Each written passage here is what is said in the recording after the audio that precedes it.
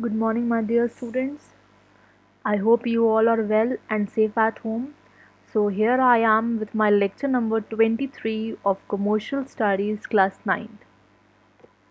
So, in this video, I shall be discussing about chapter number 7, Joint Stock Company. Students, already I have made 3 videos of this chapter. So, those who haven't seen those videos yet, kindly first see that. So, so in a previous video, we were discussing about the types of joint stock companies. This also I have explained you the two bases of the joint stock companies. That is on the basis of mode of incorporation we have discussed. On the basis of mode of incorporation, we have discussed three types of companies are there. We have discussed chartered companies, statutory companies, and registered companies. Hope you have got all the meanings which I have taught in the previous video. Then on the basis of liability of members, we have discussed that company limited by shares, company limited by guarantee, and company with the unlimited liability. So this two types we have discussed in my previous video, and so in this video I'm going to discuss the remaining type, that is just on the basis of nationality. Then third one is on the basis of control, and fourth one is on the basis of membership. Students, you need to learn the names of every basis on which the joint stock company is being divided, and you need to know the definition of also the types of companies. So let's proceed to our topic number 1, that is just on the basis of nationality. Just on the basis of nationality, the joint stock companies are divided into three types. They are divided into three types.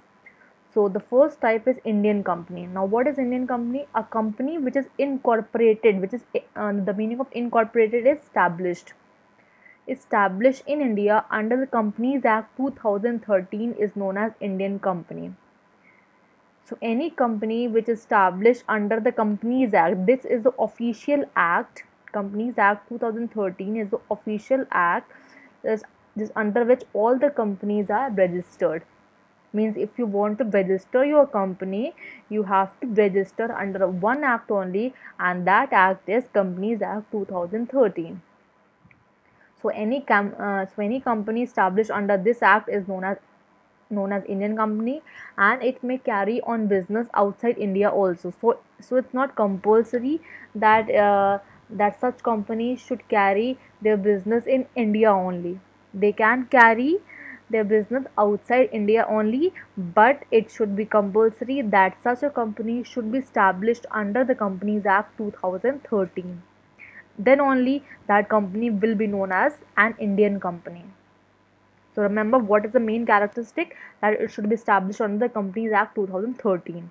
And you need to remember at least one example, Tata Motors. You can also write just another examples also if you know that. So the second type is foreign company. Now we have discussed about Indian company. Now next is foreign company. So it is any company which is incorporated outside India. The basic simple definition, any company which is established outside India, but it has two conditions. And out of these two conditions, one should be followed. Just either of the one should be followed. So any company which is established outside India, and first condition is had a place in India before the commencement of Companies Act 1956. So students, earlier there was a Companies Act 1956 called, but just in 2013 this Company Act was amended, was changed, and now it is being called as Companies Act 2013. So earlier one was 1956, and from 1956 to 2013 some amendments, some changes have been done, and now it is called the Companies Act 2013. So first point says that that company must had a place, means must carry its business in India before the commencement means starting, before the starting of the Companies Act 1956 means such a company which must be carrying a business in India before the starting of the Companies Act 1956, or this, or it can be second condition also, establish a business in India after the company's commencement of Companies Act 2013. So either it should carry a either should carry a business in India before the Companies Act 1956, or it should carry a business in India after the Companies Act 2013. So either of the conditions can be followed if one company should want to become a foreign company.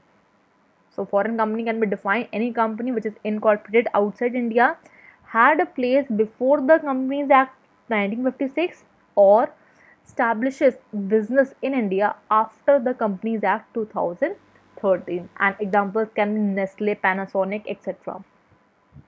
So I hope so you have got these two types of national companies. So let's proceed to our next point number third, that is multinational company. This is again the very important definition, important type of joint stock company. So a multinational corporation is a company which carries on a business activities in more than one country.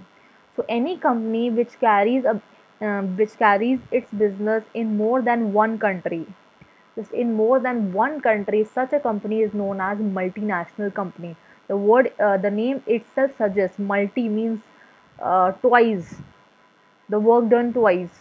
So any company which is carrying its business just in more than one country can just are known as multinational companies, and they are also known as transnational. Trans means double,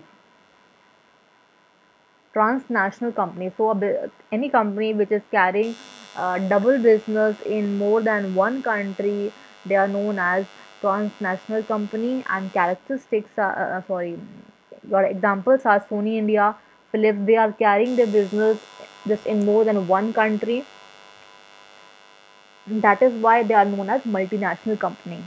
And you also need to remember the two characteristics of multinational company, because this is a very important topic, and the possibility of short questions are sure to come. So characteristics are, it operates in two or more countries simultaneously. So first characteristic said that it establishes its business in two or more countries simultaneously, means this all together, just at the same time.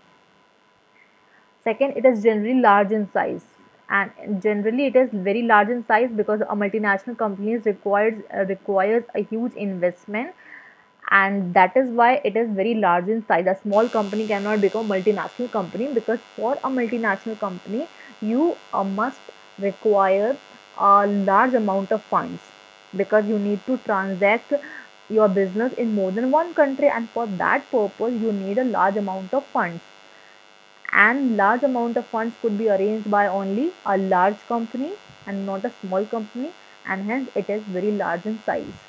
So I hope the two characteristics are very much clear to you.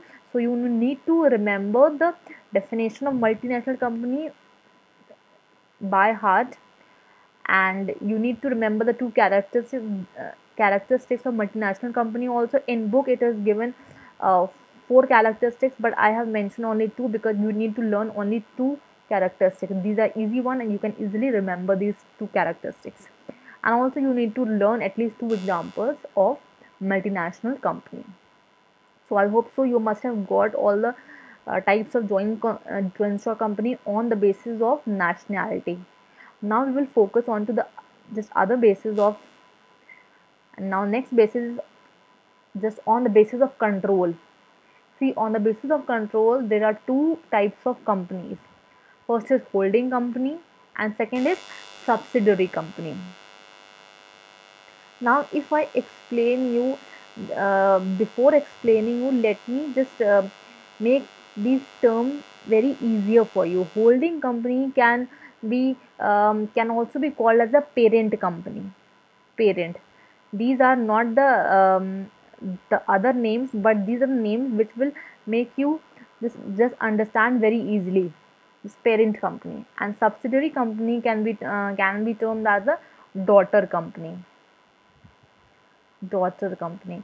So you must be getting an idea that what I'm trying to say, daughter company. So that is the main company, and second one is a subsidiary company, means the alliance company, means daughter company, means the company which is in lesser position, which has lesser value. So by this you must be having a clear idea what I'm trying to convey to you. So let's start with a holding company. A holding company is defined as any company which directly or indirectly through the medium of another company just either holds more than half of the equity share capital or controls the composition of board of directors of some other company. So what is holding company? Holding company is such a company in which just it controls. Holding company is a company in which it controls half of the equity share capital, means half, you can say 50% of the equity share capital, 50% 50% of the share capital and control the composition means appointment of appointment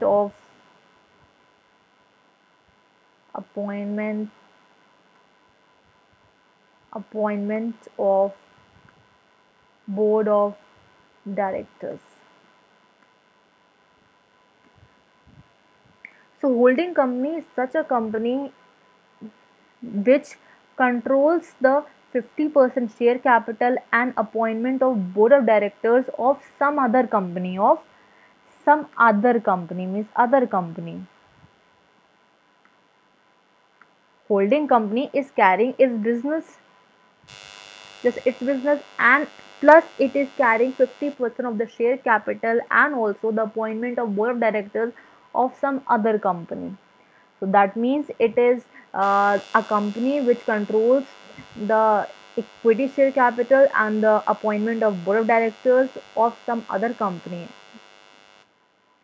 So I hope so. You must have got what is the meaning of holding company. Holding means the main company, parent company, which controls the various things, various share capital, and the appointment of board of directors of some other company. Now, if we will talk about subsidiary company here, subsidiary company, a subsidiary company can be also termed as daughter company. Now, subsidiary company means just in which 50% of the 50% of the share capital, 50% of the share capital, 50% of the voting rights,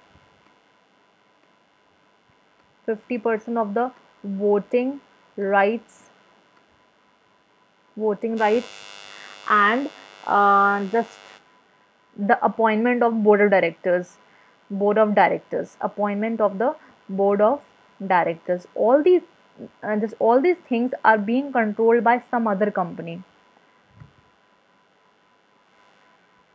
means just in, if you do the comparison here, in holding company, this is a holding company. So in holding company was controlling these things of other company, while in subsidiary company all these things, means 50% of share capital, 50% of voting rights, and appointment of board of directors is being controlled by which company? Holding company. Being controlled by holding company. So subsidiary is a company which has lesser value, which is a daughter company, and in which the holding company holds the share capital, voting rights, and the board of directors. So I hope so. You must have got the difference between holding and subsidiary company. Holding is the superior company which controls shares and appointment of board of directors of some other company, while subsidiary company in the company in which all the shares, voting rights, or no, not all, 50% of the share capital, 50% of the voting rights, and appointment of board of directors is being controlled by holding company. So I hope so you must have got the difference between these two. So let us come to the definition part once again. That is, holding company is defined as a company which directly or indirectly, it can be either directly also or indirectly also, just or through the medium of another company or through the help of another company, either holding company holds more than half of the equity share capital, means 50% of the equity share capital, or controls the composition of board of directors of some other company. So to become a holding company, either you should hold 50% of the equity share capital of subsidiary company, or you should control the composition of board of directors of some other company. So I hope so the definition and the difference between these two are very much clear to you. Now next one is subsidiary company. Now subsidiary company is a company in which another company here it refers to holding company.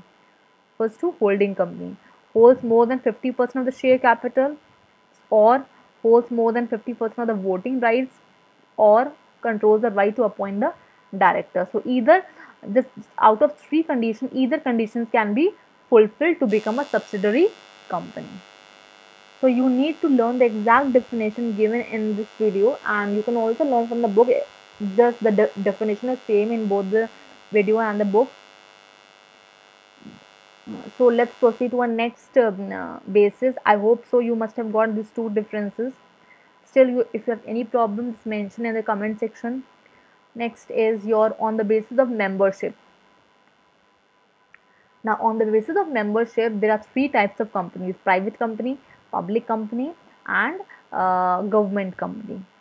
Now what is private company? Simply what, as the name suggests, private company means a company which is owned by private individuals, private businessmen, private people. So it can be defined as a company which has a minimum paid up capital of 1 lakh rupees, which for becoming a private company you need to have a paid up capital of rupees 1 lakh. 1 lakh, or it can be extended also. Okay, or such a higher paid up capital also. You can establish a business of more than 1 lakh rupees also, and which may be prescribed and which by its article of association. And whatever amount of capital you are establishing a private company with, you need to mention that in your articles of association. Now what is article of association? For establishing any company, you need to you need to have two documents. You need to have two documents filed, and that two documents are: first is memorandum of association, MOA, memorandum of association, and second one is article of association, article of this association. So you need to have these two documents filed with the registrar of companies. And the difference between these two is, this MOA means it contains all the rules and regulations, how to conduct the business, how to conduct a company, how to carry on the business, while AO, that is article of association, carries all the um, this official things, means how many number of members are there, what will be the rate of percentage, what will be the amount of capital, what will be the address of the partners, what is the address of the partners. So all these things which are concerned with the uh, functioning of the business, that is being contained by article of association, while memorandum of association contains the powers, objects, what is the objective of carrying a company, what is the powers, how can a decision be taken. So among these two, just it has the highest priority.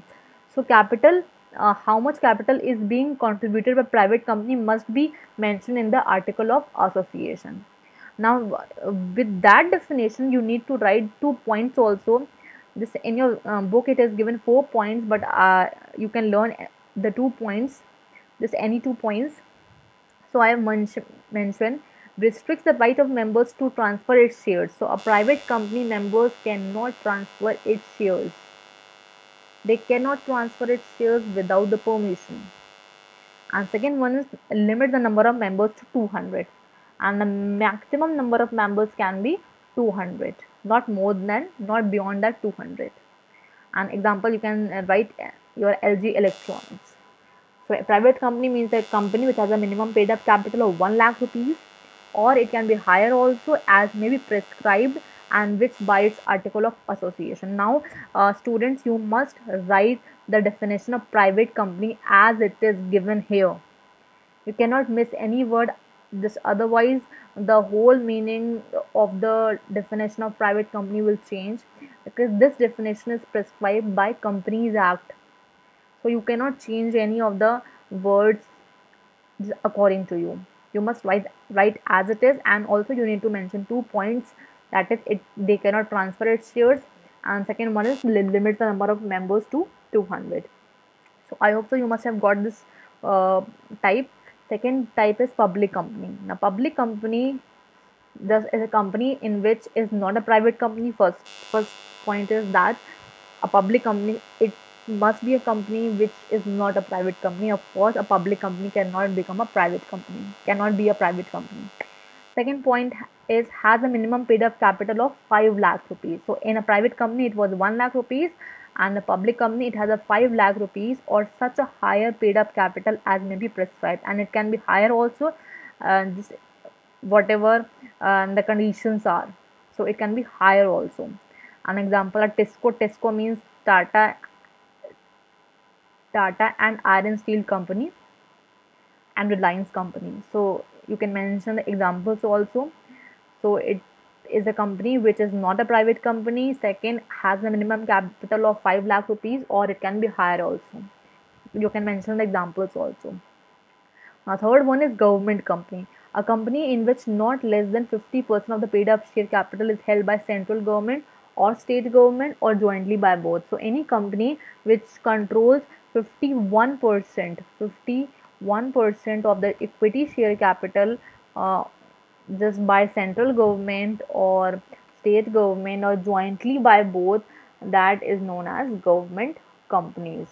So many times you make confusion that the public and the government company are same. No, private, public and the government company are just different companies, and the definition is also different. And I hope so you must have got all the types of companies.